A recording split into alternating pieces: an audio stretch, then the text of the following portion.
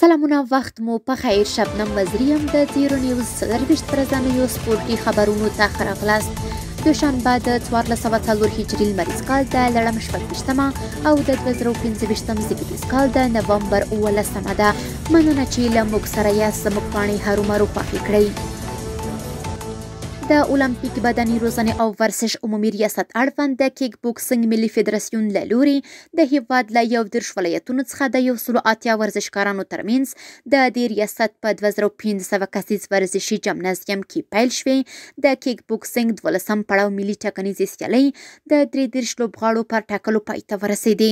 دغه سیالۍ چې د 50 کیلوګرامه پورته په آزاد وزن کې ترسره شوې، په پایله کې کابل ولایت په ټیمي ډول لومړی مقام، هرات دویم او فاریاب بیا دریم مقام ترلاسه کړ. همدارنګه قدرت الله له کابل څخه لومړی مقام، صبغت الله له بادغیس څخه دویم مقام او ساجد له خوست ولایت څخه دریم مقام وګټه، چې د مسؤلینو له لوري ورته میډالونه او ستاینلیکونه ورکړل شول. د کونړ ولایت په مرکز اسداباد ښار کې د 14 لوبډلو ترمنځ د ټبال کرکټ سیالۍ پیل شوې، چې شاوخوا 20 ورځې به دوام وکړي.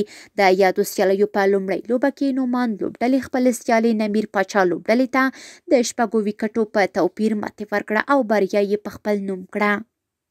د پکتیا ولایت په څمکنیو ولسوالۍ کې د 90 ورزشکارانو ترمنځ د رزمي ورزشونو کې ون سبک دوستانه سیالۍ وشوې. د یادو سیالیو په پایله کې 48 تنو خپلو سیالانو ته په ماتې ورکولو سره بریاوې خپلې کړې. د کندوز ولایت په چاردرې ولسوالۍ کې د 6 لوبډلو ترمنځ د والیبال سیالۍ د چاردرې منتخبې لوبډلې په اتلولۍ پای ته ورسېدې.